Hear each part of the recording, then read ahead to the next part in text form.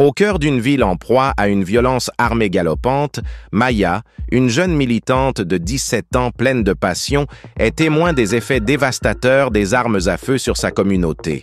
Les rues qu'elle connaît si bien deviennent des scènes de tragédie et de perte. Chaque jour, elle voit des vies brisées par la violence, des familles endeuillées, des rêves avortés. La situation ne fait que s'aggraver et l'atmosphère est lourde de peur et de désespoir. L'un de ces jours sombres, alors que Maya se rendait à l'école, elle entendit des coups de feu.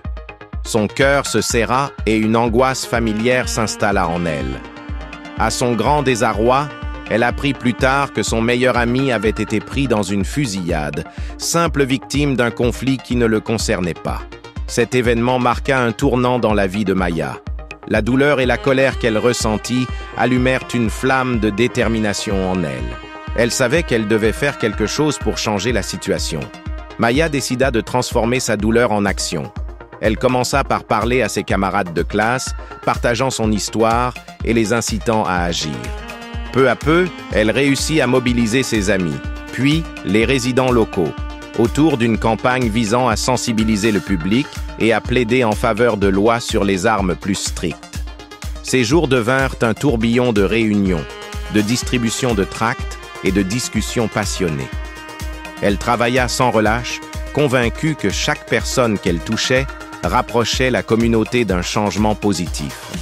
À mesure que le mouvement prenait de l'ampleur, Maya et ses partisans commencèrent à faire face à une opposition féroce. Les partisans des droits des armes à feu organisèrent des contre-manifestations et utilisèrent les réseaux sociaux pour discréditer Maya et sa campagne. Certains allèrent même jusqu'à la menacer et à l'intimider. Des messages haineux inondèrent ses comptes, mais loin de se laisser abattre, chaque menace ne fit que renforcer sa détermination. Maya trouva du réconfort et de la motivation auprès des victimes de la violence armée et de leurs familles. Elle les rencontra régulièrement, écoutant leurs récits déchirants, partageant leurs douleurs et leurs espoirs.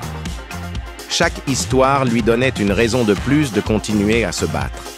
Elle se rendit compte que leur lutte était la sienne, que leur voix devait être entendue et que, ensemble, ils pouvaient créer un changement durable.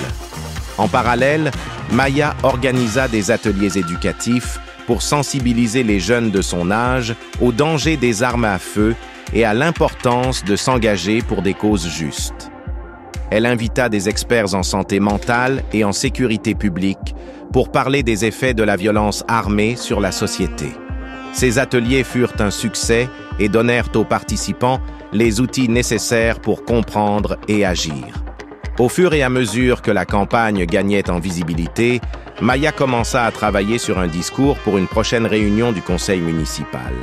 Ce discours devenait pour elle un moyen de cristalliser tout ce qu'elle avait appris, tout ce pourquoi elle se battait.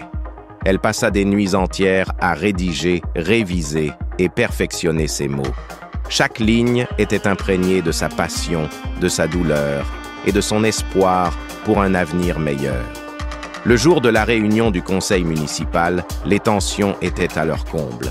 La salle était remplie de partisans des deux côtés, chacun prêt à défendre ardemment sa position. Maya se tenait devant le podium, son cœur battant à tout rompre. Elle sentit le poids de toutes les histoires qu'elle portait avec elle, de tous les regards tournés vers elle et de l'immensité du moment. Mais elle savait qu'elle n'était pas seule. En prenant une grande inspiration, Maya commença à parler. Son discours, éloquent et émouvant, devint rapidement le point culminant de la réunion. Elle parla de son ami perdu, des victimes qu'elle avait rencontrées, des familles brisées. Elle exposa avec clarté et conviction pourquoi des lois sur les armes plus strictes étaient nécessaires, pourquoi il fallait agir maintenant.